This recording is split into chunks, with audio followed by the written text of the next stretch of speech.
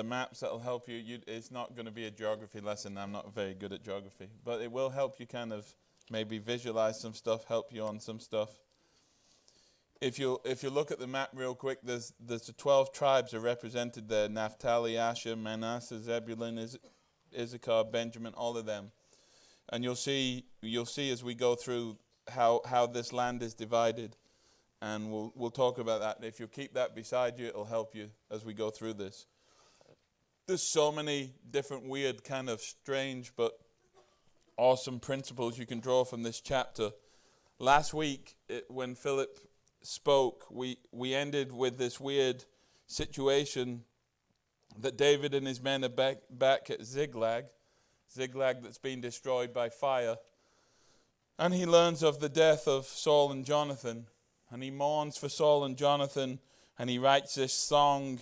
And we have this whole thing with the Amalekite, whether he killed Saul or not. And we went through all of that last week. And so Saul is dead. Jonathan is dead. Everything's about to change for David. We're getting closer to where David can get to his anointing, get to the place where he is king. Remember what God has promised David. He'll be king. But he wouldn't be king just over some of Israel. He'd be king of all Israel. And so God has taken him on this massive journey, 10 plus years of being on the run. Saul is dead. He doesn't have to be on the run anymore. And in chapter 2 and verse 1, he does what you expect David to do. And again, you're going to see in the next few weeks how interesting in character David really is. But it says in verse 1, David asked the Lord, whether that's through a prophet or whether it's through lots or whatever, David says to the Lord, should I move back to one of the towns of Judah? Remember, he's in Ziklag. He's in Philistine country. And David comes and he knows it's time to do something. He knows, and there's a bit of this, the mourning's over, right? He's mourned for Saul. He's mourned for Jonathan. And he knows he has an anointing on his life. He knows he has a calling on his life. So he goes to the Lord and he asks him, should I move back to one of the towns of Judah?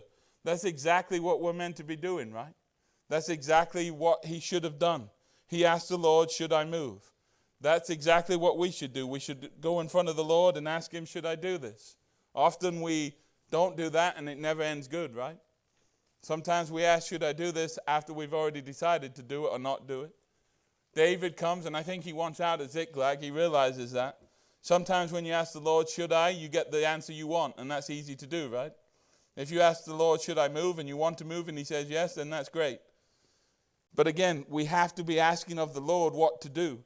And whatever he says, and I notice how little information David receives. Because when you ask of the Lord, he just expects you to what? I mean, if you ask a yes-no question to God, it's really simple. When he says yes, you do it. When he says no, and you don't need any added information. He asked the Lord because, remember now, he's seen Saul turn away from the Lord. He's seen what happened when you do the wrong thing. Saul is dead to prove what happens when you don't care about God, when you don't care about following God's ways and rules. Saul is dead. And David says, should I go to one of the towns of Judah? What does the Lord say? Okay, that's it, right? No more question, no more like problems with that.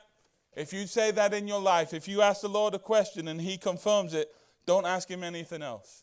Now he's going to ask something else, but not in question of what he's got the answer to. In other words, if you ask the Lord, should I do this? And he confirms you should, don't say, but why? But this isn't the right time.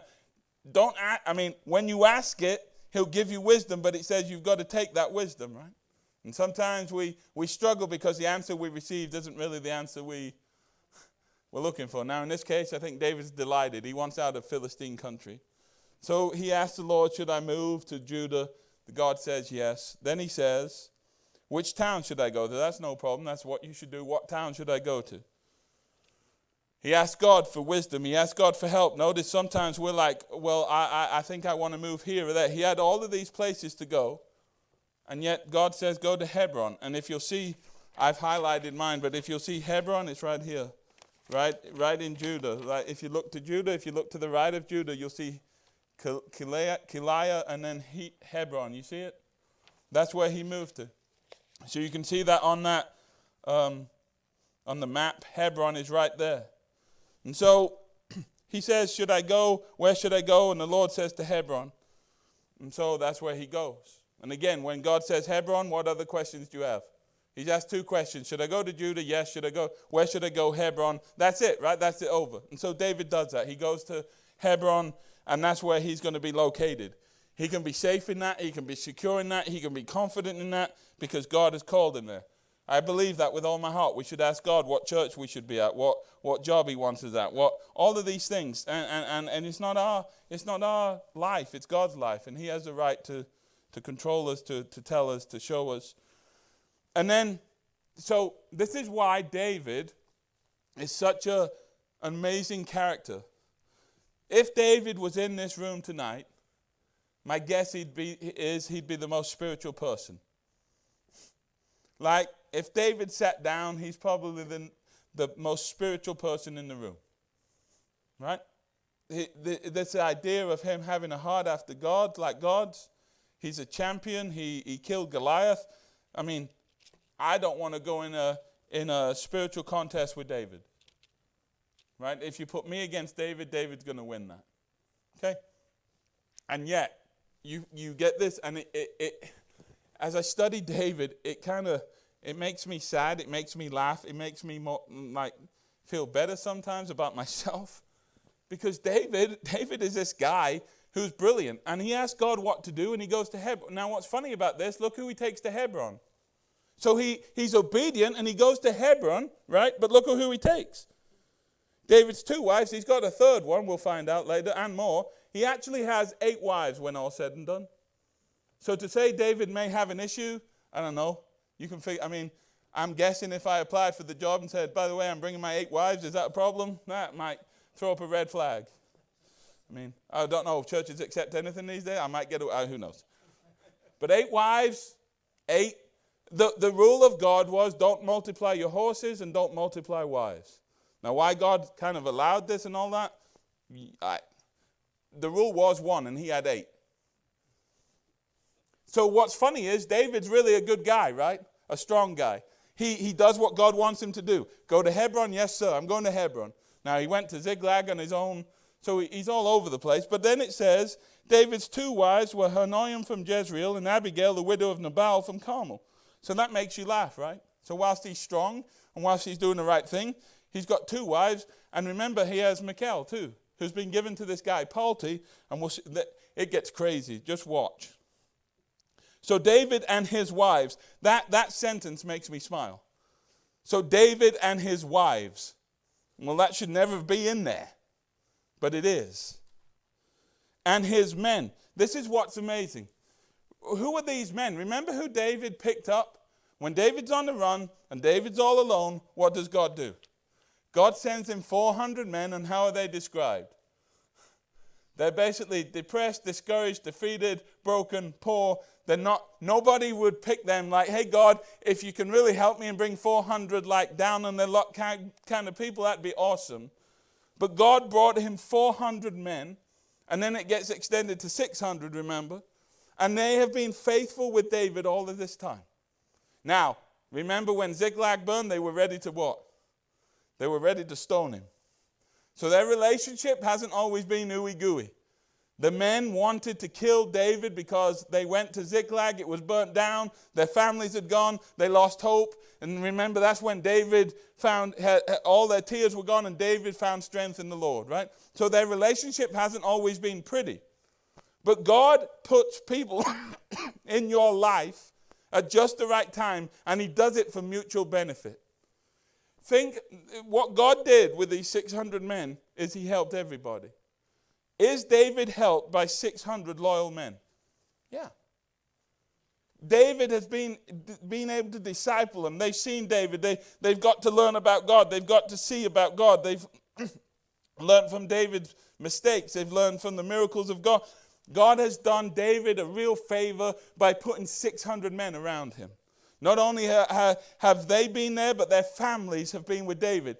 I assume that 600 families, that 600 men and their families, their wives, their children, all benefited from living with David. It's hard to imagine living around David, being one of his men, and not having some kind of blessing from that. Like if David came to your house, hopefully he doesn't bring his 8 wives. But if he came to your house, there'd be a blessing in that, right? There's something about this man of God. Imagine listening to the story of him and Goliath. Give you chill bumps, right?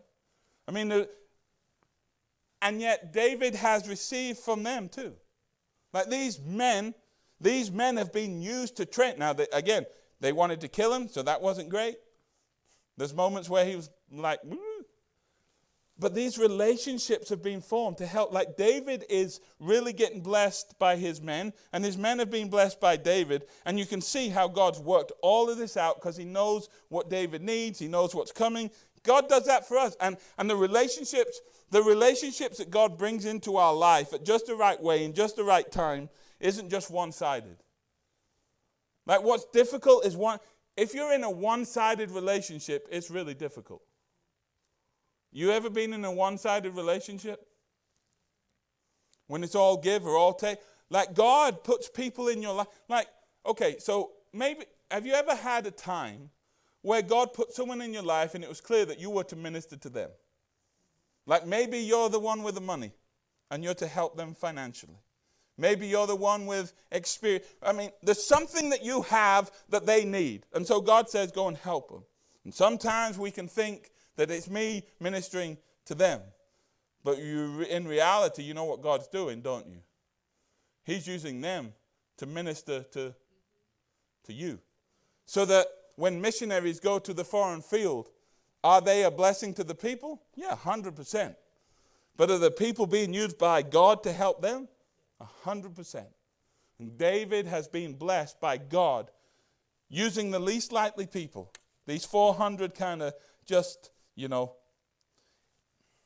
depressed, discouraged, society wouldn't rate them, and yet God has brought them. And so all the families moved to Judah, all of them, which means God has kept 600 people together, men and wives and children, even through all the thick and thin. God has done that. And ironically, apart from God, that's all who David has.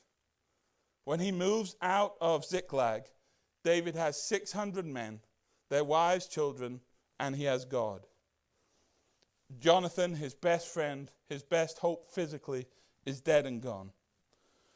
And yet, God is with him, and God is helping, and God is moving. And even if God took Jonathan, he didn't take these men.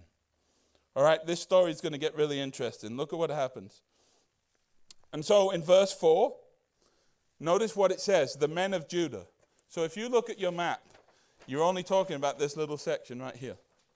You see Simeon and Judah. So Judah is just this little part, like Ziklag, Horesh, En-Gedi, Bethel, just that time. Judah is this tiny little speck on this map. You see it? So all the other tribes, Naphtali, Asher, Zebulun, that's not what we're talking about. We're just talking about one little bit of Judah. You see it at the bottom, right?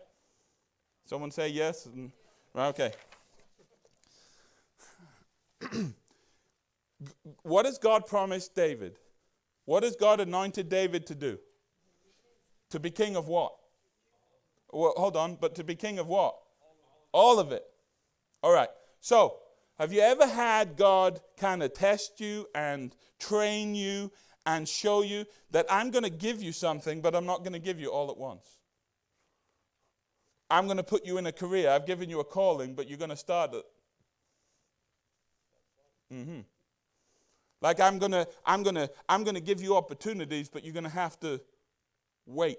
Like I've got something for you, but you're not going to get it easily or necessarily straight away. Remember, David has been on the run, right?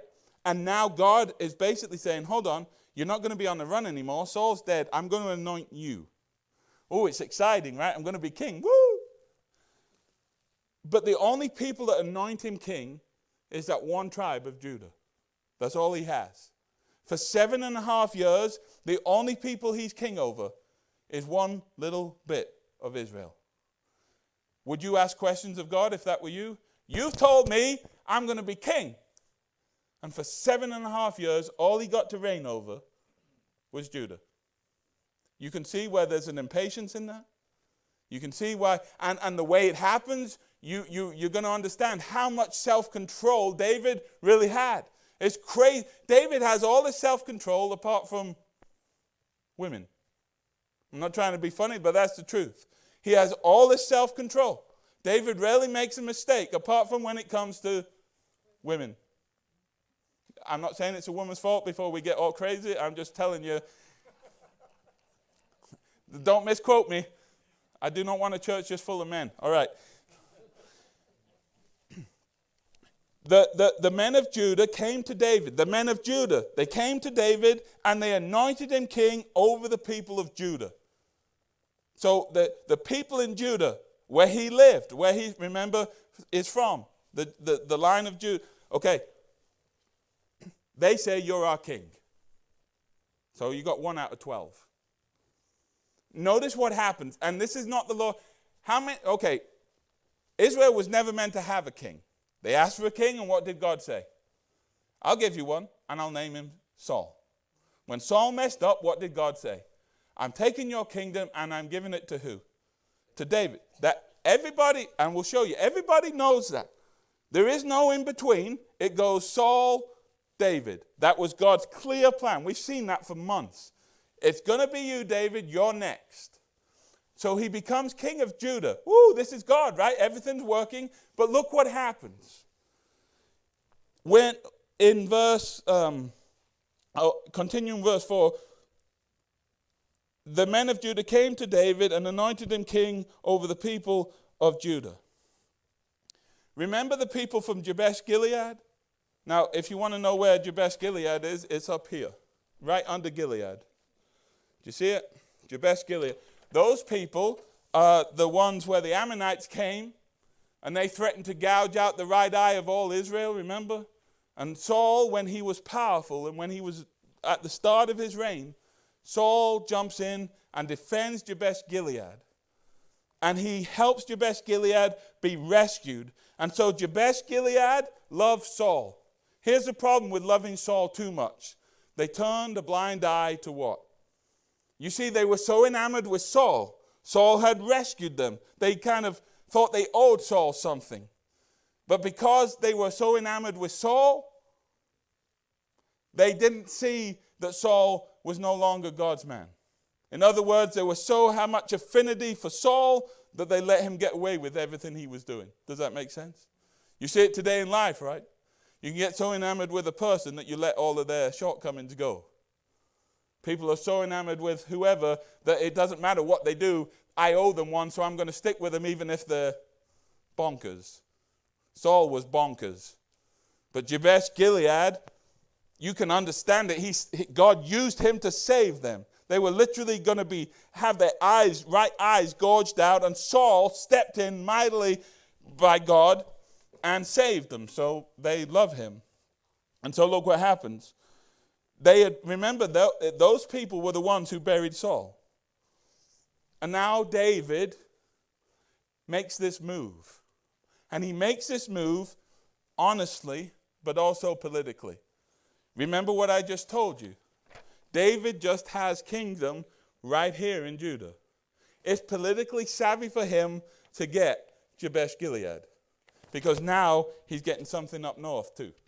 Does that make sense? I mean, if you're trying to gain control of this whole place, you've only got Judah right here. Now he's going for what? He's going for Jabesh Gilead. And I don't think he's lying to them, but he's selling himself so that they will partner with him because he knows they've partnered with Saul. And the whole point of this moment is everybody is on Saul's side, apart from Judah. Like Judah is the only one that has recognized the calling of God on David's life. Look at chapter 3 and verse 1, and you'll get an overview of exactly what's happening. In chapter 3 and verse 1, this is exactly what God is doing.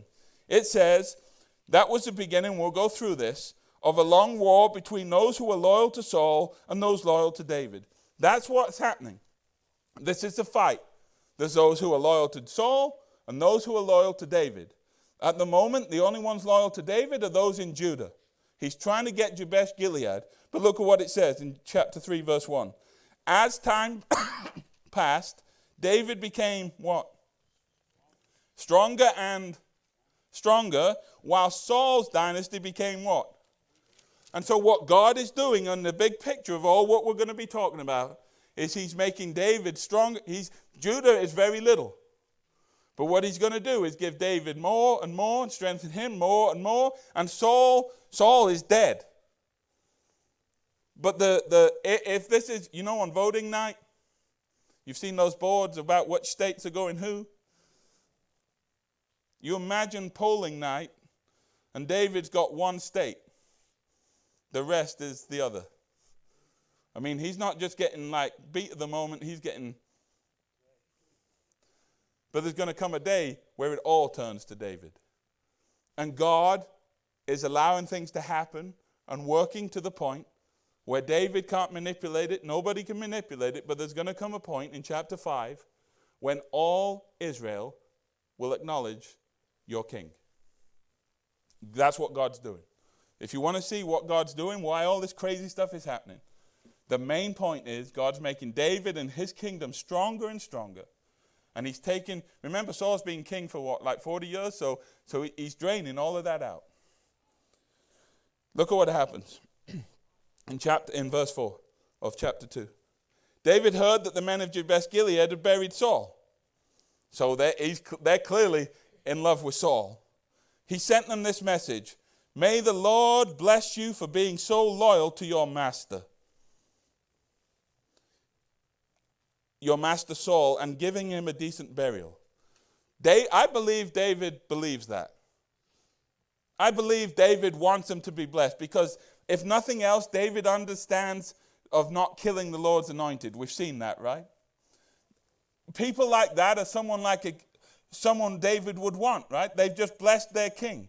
They said, no, he was so special to us, we're going to bury him. And he says, "May the Lord bless you for being so loyal to your master."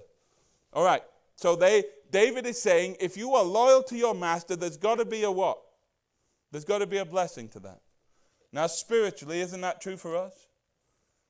In all of the struggles and trials of life, isn't that what it comes down to? Just be loyal to your master. And what's crazy is when you're lost, who's your master? The devil.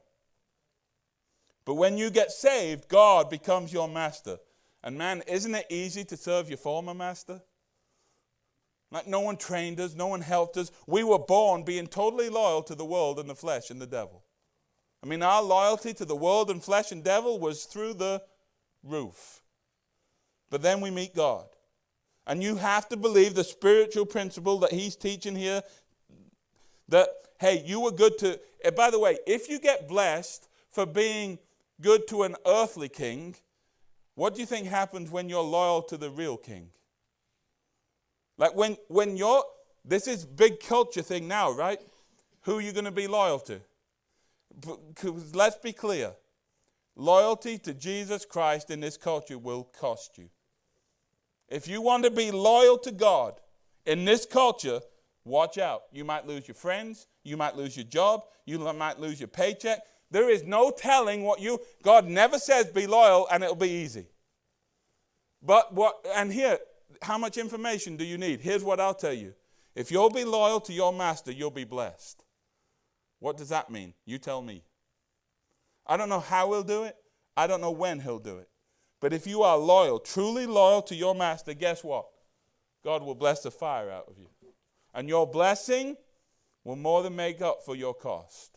And what we do is reverse.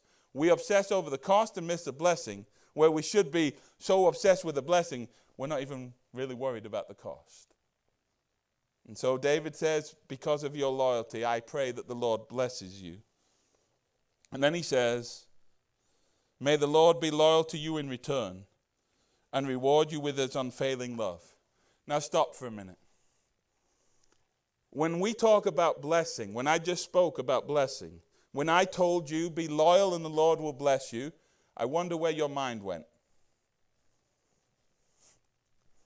I wonder what you thought, hey Lord, that would be the great blessing. I'm guessing at least one person thought, bing, bing, bing, money. That's what we think of when we think of blessing, right? And he can bless you that way. But here's what we miss. You realize if God didn't bless you further than he has, there's still immense blessing. In other words, what I'm talking about is, look at what he prays for them. May the Lord bless you for being so loyal to your master, but may he be loyal to you in return and reward you with his unfailing love. Well, you already have that. That's guaranteed. So before blessing you in any other way, has God ever not been loyal? Has he ever let you down, done a shady deal, mistreated you? You know how loyal, let's face it, should God have kicked you to the curb? Yeah, a long time ago. God has been, even when we're not loyal, in Timothy it says, even though we're not faithful, you are. You think, isn't that what we aspire to be? Don't you want loyal friends? Don't you want a loyal spouse? And God wants our loyalty. God wants us to be shining stars in this perverse and crooked generation. He demands our loyalty, and because of the cross, he deserves our loyalty. And what I want you to see tonight is that when you're loyal, when you're born again, that the great reward of God, even if he did nothing else, and clearly he does other things, but if he didn't do anything else, imagine God said to you, look, I'm just going to be loyal to you and show you and unfailingly love you. What amazing, isn't that worth being loyal for? Like, even before he does, David says he doesn't ask for, now again, and it's unfailing love, then that's going to mean some stuff. But David says, look, I want you to have his loyalty, and I want you to have his unfailing love. And by the way, do you think David's learned that on the run, that that's what he needs? God, in all my mistakes and all my stuff, I need you to be loyal when I'm not. And I need you to unfailingly love me. Because if you don't unfailingly love me, we're all in what? We're all in trouble. Look at what he says now. So what has he spoken about? And I believe this is true. I don't believe he's just like a car salesman. He said, I hope God blesses you. And I believe that. But then what does he add on? This is his political kind of savvy. Not only will the Lord bless you, but look at what he says. And I too will reward you for what? For what you've done. In other words, guys, it's good to know me. It's good to have me. I have something. He's trying to get their political support. And he says to them, I'll bless you. Well, that's politics 101, ain't it? He's telling them, and now it's not a lie. He's not underhanded. But he's telling them, he knows he's going to be king. He knows he's already king of Judah. So even in king of Judah, he's got something to offer. But he says to them, I will reward you for what you have done. And then he tells the truth. He's not being sly. Now that Saul is dead, in other words, I know who you supported.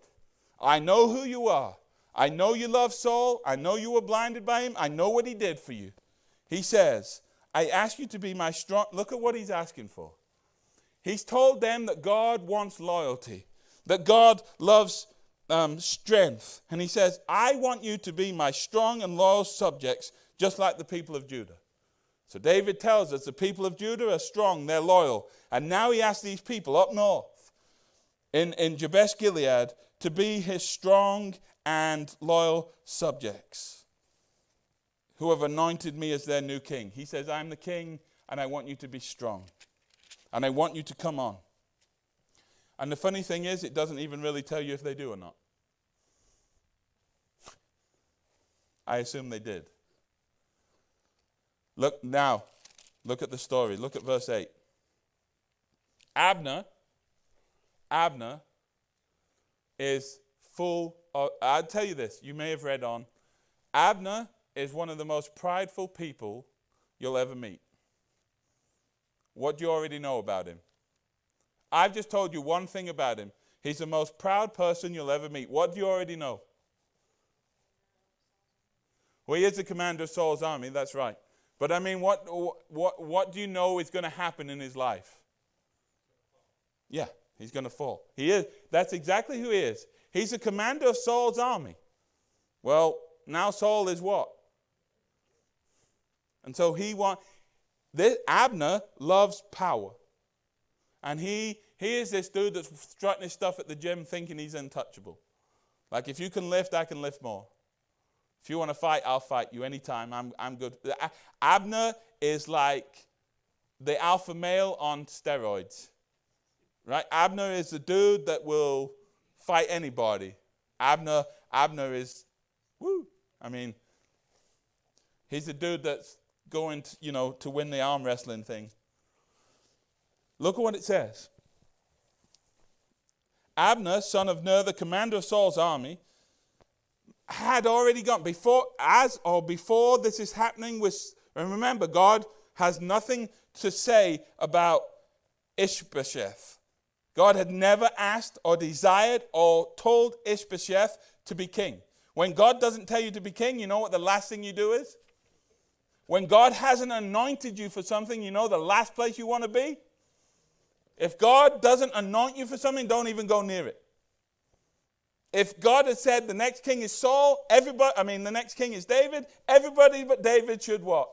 Run like fire. If they, do you want to be king? We'll give you this. Whoa. The only way I can be king is to go against the will of who? Abner wants a puppet king. Abner isn't really interested in a king. He just wants power. So look at what he does. He goes, you see where Ammon is? Menahem is right under that. That's where he is. You see it? Right under Ammon, Menahem, which is quite a bit of ways from Hebron. You see it? Right under Ammon. He goes there, and what does he do? When he goes to Menahem, look at what he does. About the same time, Abner, son of Ner, the commander of Saul's army, had already gone to Menahem with Saul's son Ishbosheth. We think that Ishbosheth is Saul's youngest son. Now remember, his other sons, what? They died. Jonathan and that. But now Ishbosheth. Have you ever heard of Ishbosheth? You haven't before this. Had God said, do Ishbosheth, get him king? No, not a word, not a whisper. But Abner decides, I'm going to do it. Already, when you anoint a king that isn't anointed by God, disaster is around the what? And this one decision is going to spark bunches of death. Like this one decision of Abner is going to cause this dominoes to fall. And if you ever could go back in your life, I'm sure he'd say, yeah, about that, let's not do that. I don't even think Ishbosheth wants to be king. In fact, we think that Ishbosheth is the coward, and that's maybe why he wasn't killed with Saul, because he wasn't even there. Ishbosheth is not a powerful leader. So Abner wants him in there, so basically Abner is what? Abner's king without the title. In fact, we'll see in a minute that Ishbosheth is scared to death of Abner. So it works out good for Abner. He don't want David. He's on. Now remember, Abner's on whose side? Abner's on Saul's side, which means he's against David, which means he's against God. All right. And so he goes to Menahem, and he says, hey, this is startling. This is how pride goes. He proclaimed Ishbosheth king over Gilead, Jezreel, Ephraim, Benjamin, the land of the Asherites, and all the rest of Israel. So on this map, David has Judah and probably Jabesh Gilead, and Ishbosheth has what? All the rest. Can you see how discouraging that would be to David? Can you see how, if God said to you, you're going to be my next king or queen, you're it, I've anointed you, and then some guy's parading around and has 95% of it, wouldn't that bother you? And yet David could try and challenge him, could try and kill him, and David is self-controlled. Like, it's, again, he seems to be understanding that God's just going to what? And we'll see, but it's amazing. You don't, so Ishbosheth is proclaimed king. Now, Abner is the one who did this. And it says in verse 10 that Ishbosheth, Saul's son, was 40 years old when he became king, and he ruled from Menahem for how long? 2 years. 2 years is all he got. Meanwhile, the people of Judah remained loyal to David. The people of Judah, that's it. David made Hebron his capital, and he ruled as king of Judah for how long? For 7.5 years. So here's what's interesting. We don't really know when Ishbosheth had those 2 years. There's a 7.5 year period, and he reigned for 2 of them. So either it took 5 years for Abner to get him in, and then he spent 2 years, or he reigned for 2 years, God takes him out, and they don't really, God is just simply doing what I told you, reducing Saul's kingdom, and they don't actually have a king like that until David takes over. We're not fully sure, but so David is king over Judah, just Judah, for 7.5 years. That's it. And by the way, don't you think that's training David? Don't you think that's patience? Wait. I mean, imagine if God said, I'm going to give you all of this, but you get this tiny amount, and you have to do... No, wait. How long has he been waiting to be king? A long time. He's been on the run 10, 15 years, right? And now I get a little taste. Now you've allowed me to step into my calling, and I've got to do this for 7.5 years. I've got to humble myself now and watch Abner be Abner. Imagine turning on CNN and watching Ishbosheth saying, I'm king. Wouldn't you want to slap him? And God is training David. And David is in this position, and he rules Judah for 7.5 years. And for 2 years, Ishbosheth, either at the start or at the end, reigns for 2 years. And here we go. This is wild. One day Abner led Ishbosheth's troop from Mahanaim to Gibeon. So Gibeon is right under Ephraim. Gibeon is right here under Ephraim. You see Ephraim? You'll see Mizpah and then Gibeon. So they go from Mahanaim to Gibeon, and David's people go from Hebron to Gibeon. You see where Gibeon is? Right under, if you look for Ephraim in the middle, towards the bottom.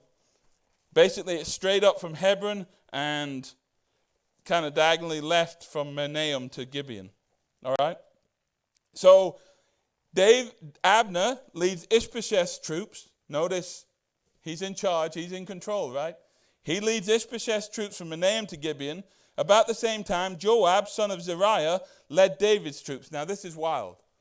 Joab is in charge of David's troops. But notice what happens. He's the son of who? Zeruiah. You know who that is? That's David's sister. David's sister, Joab is his nephew. David's sister has a son called Joab. In fact, she has 3. We'll see. Joab, Abishai, and Ashiel are all David's sister's kids. Now, that's an interesting dynamic, right? Now, this is what's crazy. Imagine how much leverage you give to your nephew.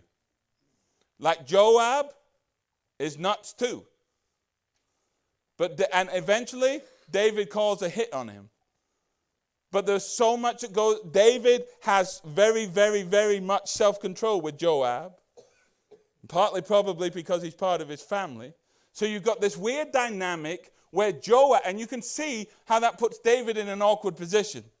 Whenever family's over you or trying to help you, you can see how that dynamic's kind of weird, right? Okay, so Joab is leading David's troops. Abner is leading Saul's troops, or now Ishbosheth's troops. And this is kind of crazy. So they go out to Gibeon. And Joab comes, and Abner comes. And listen to this. They meet at the pool of Gibeon, and the 2 groups sat down there facing each other from opposite sides of the pool. This is like the weirdest showdown ever. It's like alpha male versus alpha male. It's like men getting together and having to prove who's the toughest. And they're just sitting, looking at each other. And they decide, we're going to figure out who's going to win this. When you manipulate situations and you do your own thing, you can see how this is going to get ugly. Now remember, over all of this, what's God doing? God is reducing Saul's people and increasing who? David, right? You've got to remember that. Look what happens. So you got this. Women don't seem to do this. Men are idiots. We do this kind of stuff. It's like 10 people meeting in a park or something and staring at each other like, we're just going to fight. I mean, women don't do that, but men do. I mean, it happened to me growing up. Like, why are we fighting? I don't know. They ticked someone off. Well, why are we fighting about it? Like, let them have it. I mean, you start fighting people you have no idea about just because you're... anyway. I didn't get involved because I was a good boy. So, anyway. So, they decided... So, pride, arrogance, doing your own thing, it's all very bad, right? And that God had never ordained that Ishbosheth be king. And now they want to fight to prove if it's Ishbosheth or David. Well, guess what? David's going to win. But whenever you are arrogant and ignorant, whenever you jump ahead, whenever you do what is right in your own eyes, carnage is going to happen. And that's the worst part. When you jump the gun, when you take the authority, when you take the initiative, when you ignore God, it doesn't just hurt you. Look at what happens. Abner suggested to Joab, and Abner is like, again, Abner thinks what? He can't lose. Even though, remember who Abner is? Abner is the one that David made fun of, like you didn't protect your king. Let's have a few of our warriors fight hand to hand here in front of us. We want a showdown. Me versus you. Or they're not going to fight. They're just going to send 12 men from each group. 12 from Benjamin. And by the way, the tribe of Benjamin, that ends up being the southern kingdom. But right now, it's Benjamin versus Judah. That's really wild because God in the end brings them together. But anyway, Benjamin versus Judah. Look what happens. Joab agrees. You got to watch out what deals you take, right?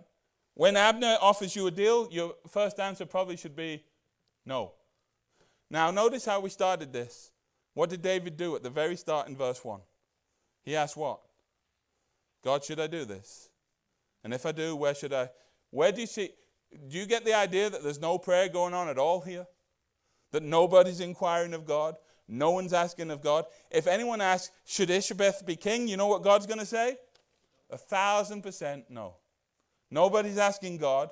Everybody's doing what's right in their own eyes. Joab is trying to maybe protect David. And it says, listen to this. You can't write this stuff. Joab agreed. 12 men were chosen to fight from each side. 12 men of Benjamin, representing Ishbosheth, son of Saul, and 12 representing David. Listen to this. This is crazy. Each one grabbed the opponent by the hair. These are manly men, right? The first thing they did was grab each other's hair. And they thrust their sword into the other side so that all of them what? So you've got 12 versus 12. Everyone grabs someone's hair and everybody dies. Sounds like a swell idea. That worked out well. They want to know who's winning. They want to know who's... You imagine 12 on 12. Imagine if we did that tonight. We're going to prove who's the toughest. 12 versus 12. We all grab each other's hair. Everyone stabs someone and we're all dead. Nobody survived. 24 people dead on the floor because men are men. No, it's just being stupid. But see, we think, but hold on, it's funny. But don't you think now look, our mistakes, our ignorance and arrogance might not cause 24 people to die, but trust me, we've caused carnage the same way. Your reluctance to do what God has called you to do might not make 24 people dead on the floor, but they can cost your family. It can cost other people. You start ordering a coup. You start doing your own thing and getting people to join you, watch out. You start going, and we'll find out later. You know what's really, really scary about this? And we'll find it out, probably not tonight. Abner knows he's wrong completely. Abner will later admit he knew what God had given to David. Think about how messed up that is. It's not that Abner didn't know. It's not that Abner thought Ishbosheth, I wish they had easier names, was king. He knew it was David's. He knew it all along. And yet he was so prideful that he thought, I'm going to conquer all. I don't care. I want to do it my way. 24 people dead on the floor. How's it going? Pretty good? Who's winning? Well, I tell you who's winning. God is. Because look what happens. So why does God allow this? Man, those good questions. Ask me later. So this place, Gideon, has been known ever since as the field of swords. You imagine that. Field of swords, what happened here? 24 people dead. What happened? They grabbed each other's hair and everyone stabbed each other and that was it. But look at what happened. But this was a precursor. Something happened. When everyone died, what happened? They didn't go home. It just started a mass what? It started a mass war. And look what it says in verse 17. A fierce battle followed that. Hold on, don't read on. Stop. What is the whole point of all of this? God is going to strengthen who? And he's going to weaken who? Okay, so Abner versus Joab, who's going to win? Joab is. Because what God is doing in the big picture is, you come against me, you want Ishbosheth, and he is reducing Saul. So even through all God allows us to do some crazy stuff. They didn't say, God, what do we do? Please put 12 on each side and grab each other's hair and let's just have fun. That wasn't God's idea at all. But let rest assured that when God's allowing something, he's going to use it. That though the devil is trying to do things, and the devil, listen, who does the devil want as king? Anybody but the real king. He doesn't care if it's Ishbosheth, Abner. He don't care as long as it's not what? David. And he's already ruined Saul, kind of, right? And so now he thinks he's going to ruin David, but David's not that weak. David has issues. But look at what it says. A fierce battle followed that day, and Abner and the men of Israel were defeated by the forces of what? Okay. So already you see the pattern, right? David's not going to lose. So Saul has already tried to wipe out David. How did that work? He's dead. And so this is what God's doing. I'll finish here and we'll pray. But listen, this is crazy. Joab, Abishai, and Ashiel, the three sons of Zeruiah. So they're all sons of David's sister. All right? They're all sons of David's sisters. They were among David's forces that day. So all three of them fought, all of them won. Great. They can't have been part of the 12. They were just fighting afterwards. And what it says about Ashiel is something that no one said about me. He could run like a gazelle. Never said that. In other words, he was what? Man, that dude was fast. And it's amazing what God gives you. You can almost use to a wrong... all we know about this dude is he's David's nephew and he is fast. And who's he upset about? He's upset at Abner. Why is he upset at Abner? Well, that's pretty obvious, right? He's coming after me and my family. He wants to... And so, look what happens. He began chasing Abner. He pursued him relentlessly, not stopping for anything. I want you to think about that for a minute. Is that good or bad? If you are called relentless and you are somebody who will not stop for anything, is that good or bad? Well, the answer to that is, it depends on what? Yes. What are you chasing? You see, you can relentlessly chase wrong things, and that's a bad deal. Being relentless is a great quality, right? Until you're relentlessly doing the wrong thing. They would not stop. Now, the times where you should stop, obviously there are times when we should stop. Obviously there's times where God says, hit the brakes, turn, don't do this anymore. This guy, Ashiel, is relentless. He, in other words, I think that's his character, that's his nature. He wants to do something with Abner, and because he got that in his mind, guess what? It wasn't going to go. And what's going to happen is, one of them's going to die. That's how relentless he is. Like, he's ticked off to the point of, we're having a throwdown. Like, we're going to sort this out. One of us is going. And he chases, and he chases, and he chases. And it's amazing, right? Because that's what killed Saul. He relentlessly pursued David, and he would not stop. And that was part of Saul's problem. He relentlessly pursued the wrong thing. And that was Saul's problem. So the obvious question to us tonight becomes, wouldn't that be awesome if that was true about us, about God? That we relentlessly and would not stop. That's our mandate, right? To relentlessly chase after God. What Ashiel did physically, we should be doing spiritually, right? I'm going to be so relentless. I don't care about the cost. I don't care who he is. I don't care what. I'm going to relentlessly chase God. I'm not going to stop for anything or any. Man, that's where we're to get to, right? I'm not going to stop for anything. I'm not going to stop for anyone. I am going to relentlessly follow Jesus no matter what. And man, then relentlessness and not being able to stop is an awesome quality, right? But our problem is we relentlessly chase the wrong things. And we stop what we should be doing and don't stop what we shouldn't be doing. Abner looks back, verse 20, and saw him coming. He knows what's going to happen. And he says, "Is that you, Ashiel?" "Yes, it is," he replied. Abner knows there's going to be a throwdown. That's not what the Bible says, but I'm trying to. And look at what he says. Listen to the arrogance of Abner. "Go fight someone else," Abner warned. "Take on one of the younger men and strip him of his weapons." In other words, what he's saying. What is he saying? I'm too good for you. I'm too old, wise for you. You're not. It's almost like a guy looking down saying, "Kid, you ain't got a chance. Don't come after me. Go after someone easier. Go after someone you could actually beat." That's what he's saying. And if you're scared, if you're not relentless, if you're going to stop, maybe Ashiel walks away. But look what happens. But Ashiel kept right on what? Because he's what? He's relentless and he ain't going to stop. It's almost like death is the only thing that's going to stop him. Imagine if that's what's said about us.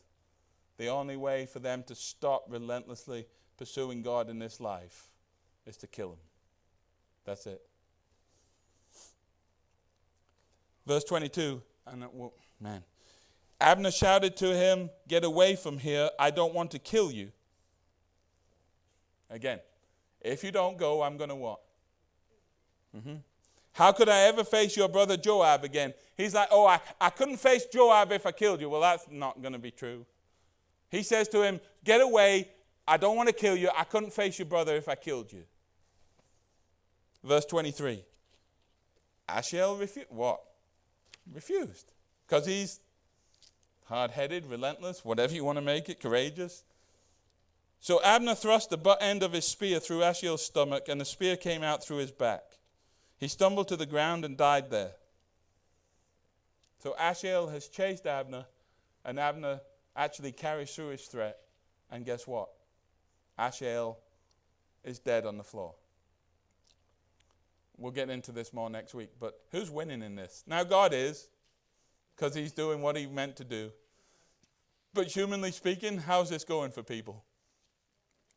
Do you understand how Abner's one thing about proclaiming someone as king has already led to all these deaths? 24 men are dead. Ashiel's dead. All because Abner decided what? I'm going to jump out and do my own thing.